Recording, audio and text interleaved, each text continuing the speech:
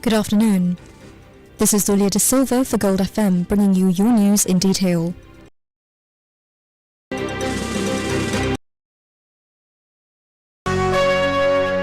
news headlines on Gold FM.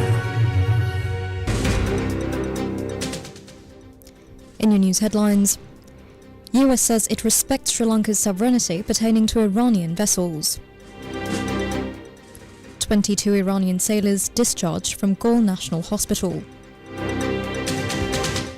Opposition leader says Indian Ocean must remain a zone of peace. Massive drug haul found from seized fishing trawler. And in sports news, Australian Grand Prix brings all the drama.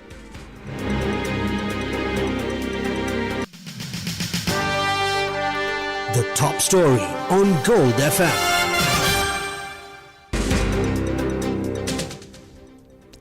22 Iranian sailors, including the captain of the sunken warship Iris Dana, were transferred to the Valisara naval base under heavy police and naval escort last night. The group was discharged from the Galle National Hospital, while 10 other sailors remain in medical care following the American strike on their vessel. The transfer coincides with a high-stakes diplomatic tug-of-war over the survivors' future. The United States Indo-Pacific Command denied reports that the Iranian warship Iris Dana was unarmed, saying that it was a valid military target under the law of armed conflict. It added that US forces planned for and Sri Lanka provided life-saving support to survivors following the strike. While the US military defends the strikes, a spokesperson for the US State Department issued a carefully worded statement regarding the crew's fate.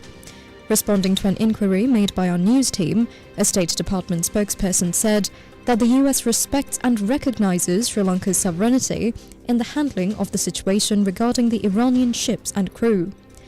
They added that the ultimate disposition of the Iris Bushehr and its crew, as well as the Iranian sailors rescued at sea, is a decision for Sri Lanka to make, pursuant to its domestic law and international legal obligations. Despite this public nod to sovereignty, the State Department confirmed it is pursuing active dialogue with Colombo, noting that its utmost goal is to mitigate the threat that Iran poses to the US and partners. These official remarks follow media reports of an internal US cable suggesting that Washington had previously urged the Sri Lankan government not to repatriate the survivors of the crew of the second vessel, the Iris Bushehr. Ministry of Foreign Affairs Minister Vijay Herath, speaking at the Raisiana Dialogue in New Delhi, insisted that the island would follow the United Nations Convention on the Law of the Sea. Addressing the panel in New Delhi, Minister Herath responded to the growing international pressure. Are you going to repatriate the Iranian personnel back to Iran, or are you under pressure from the US to hand them over, to encourage them to defect? Yes, I want to reiterate that unclose, because we are following those international laws. We are taking steps that incident also, using that international laws. We are following that international laws, and we have taken all steps according to the international laws. And I think we need not support any part. We took all steps as humanitarian way. The Indian External Affairs Minister Dr. Subramaniam Jaishankar, who was also at the forum, commented on the regional handling of the 2 Iranian vessels. These ships, because there were 2 others as well, when they set out and came here, the situation was totally different. They were coming in for a fleet review, and then they got, in a way, caught on the wrong side of events. So for us, when this ship wanted to come in, and that too in difficulties, I think it was the humane thing to do. And I think we were guided by that principle. And in a sense of the other ships, one obviously had a similar situation in Sri Lanka, and they took the decision which they did, and one unfortunately didn't make it. I think we really approached it from the point of view of, in a sense, of humanity, other than, whatever the legal issues were, and I think we did the right thing. Dr. Jaishankar then addressed the criticism directed at India regarding the strike on the Iris Dana. I think there's a lot of social media debates going on this. Social media, by its very nature, is a sharp angular, sometimes extreme expression of views. I mean, people have a right to express that. But please understand the reality of the Indian Ocean. The Diego Garcia has been in the Indian Ocean for last 5 decades. It's not something which happened last week or last month. The fact there are foreign forces based in Djibouti happened in the early first decade of this century. Hambantota came up during this period. This is the local news on Gold FM.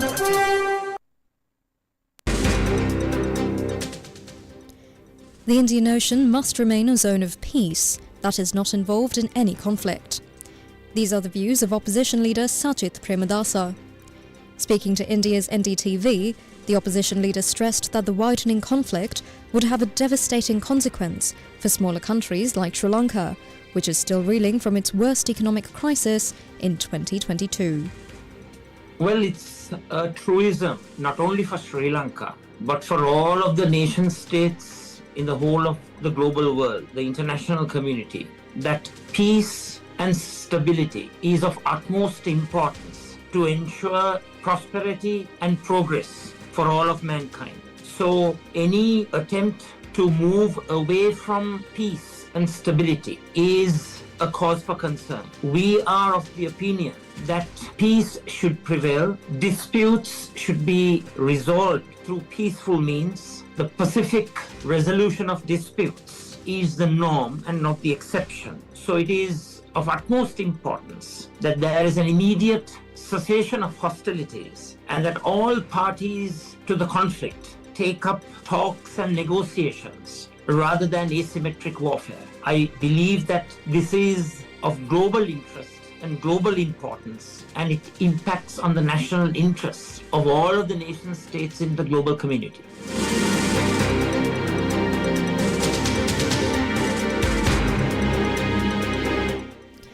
The Hirumangalam 2026 wedding exhibition officially opened at the Doubletree by Hilton in Veeravilla, marking the 9th edition of the bridal event.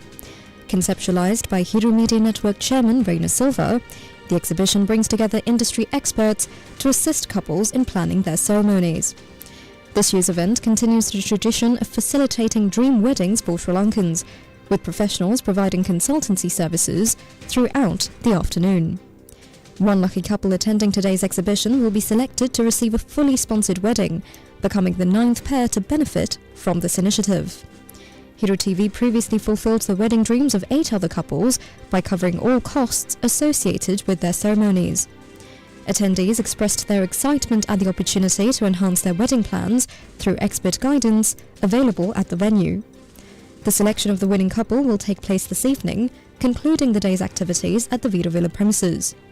Participants described the event as a vital platform for those looking to celebrate their marriage in grand style. The exhibition remains open to the public, offering a comprehensive range of bridal services and expert advice. President Anura Kumar Dissanayake led the National International Women's Day main ceremony at the PD Sirisena Stadium in Colombo today.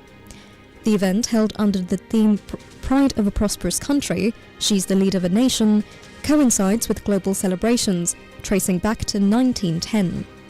Sri Lanka is marking the day by advocating for the rights, justice and activism of all women and girls, while emphasizing the need for stronger legal protections. Officials stressed that the day must go beyond mere celebrations to effectively combat violence and ensure the safety of women across the country.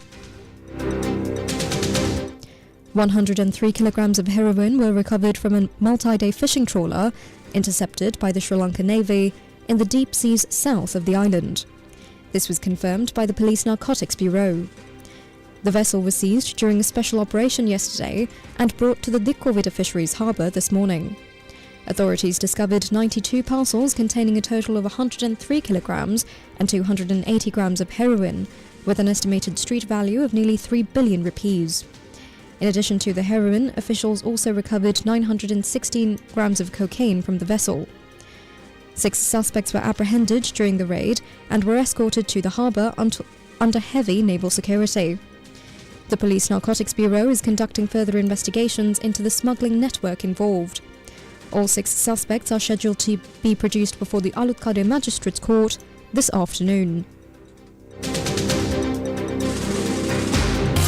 Now for some news in brief.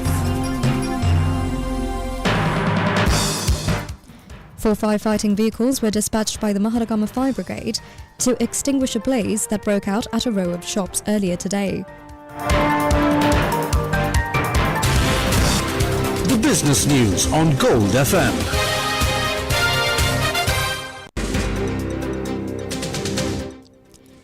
The head of the robotics and consumer hardware section of OpenAI announced her resignation, citing concerns about the company's agreement with the United States Department of War. She wrote on X that OpenAI did not take enough time before agreeing to deploy its AI models on the Pentagon's classified cloud networks. International news on Gold FM.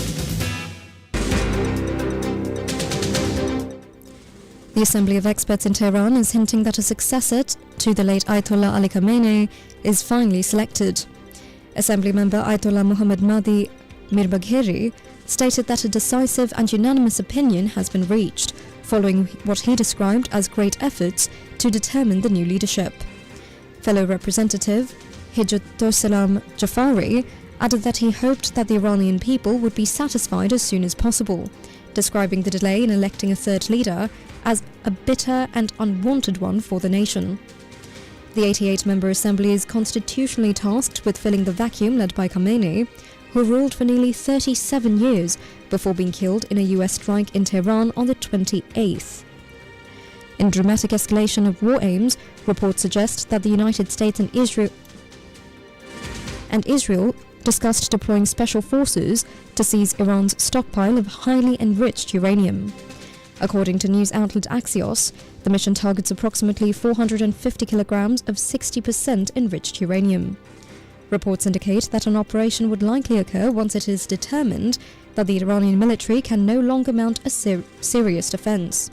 This follows major strikes on Iranian nuclear infrastructure last June, although International Atomic Energy Agency inspectors say they were denied access to the bombed sites. On the ground, the conflict continues to claim lives, with 11 people reportedly killed in the province of Isfahan. The Tasnim news agency claims US and Israeli jets struck several manufacturing workshops and a horse riding club. Separately, 4 tanker drivers were killed during Israeli strikes on an oil storage facility in Tehran and Alborz. Despite the strikes, the Iranian authorities insist there is currently no shortage in fuel distribution. The violence is spreading across the region, with Bahrain's Interior Ministry reporting that material damage occurred to a water desalination plant following an Iranian drone attack. This follows claims from Tehran that the US previously targeted a similar facility on the Keshem Island. Meanwhile, the Islamic resistance in Iraq claimed to have launched 24 operations against regional bases in the last 24 hours, and Hezbollah confirmed drone and rocket attacks on the Israeli city of Kiryat Shmona and positions in al-Malikiya. As the fighting intensifies, a spokesperson for the Islamic Revolutionary Guard Corps, Ali Mohammed Naini, warned that Iran is prepared for 6 months of intense warfare. He claimed that while the military so far utilized only first and second generation missiles, it intends to deploy advanced long-range weaponry in the coming days. Amid the regional chaos, commercial aviation saw a slight return to normalcy, with Qatar Airways successfully landing several international flights in Doha this morning.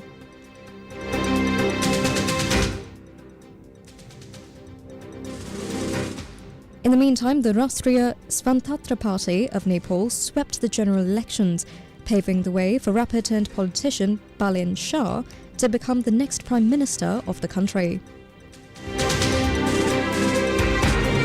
Entertainment news on Gold FM.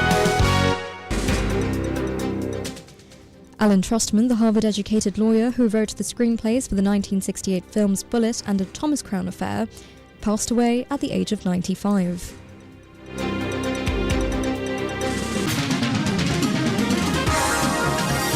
Sports news on Gold FM. It was a day full of drama at the Australian Grand Prix, with George Russell claiming the top of the podium from the front of the grid, with his Mercedes teammate Kimi Antonelli in second, securing a strong 1-2 for the team. Charles Leclerc and Lewis Hamilton finished 3rd and 4th for Ferrari, while Lando Norris claimed 5th for McLaren.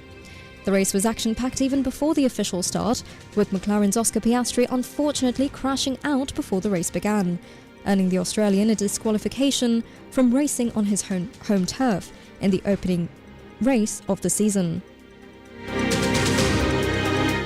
That's it for now. This is Dulia De Silva for Gold FM. Thank you, and have a lovely day ahead. Strong, brilliant, and unstoppable. Today we celebrate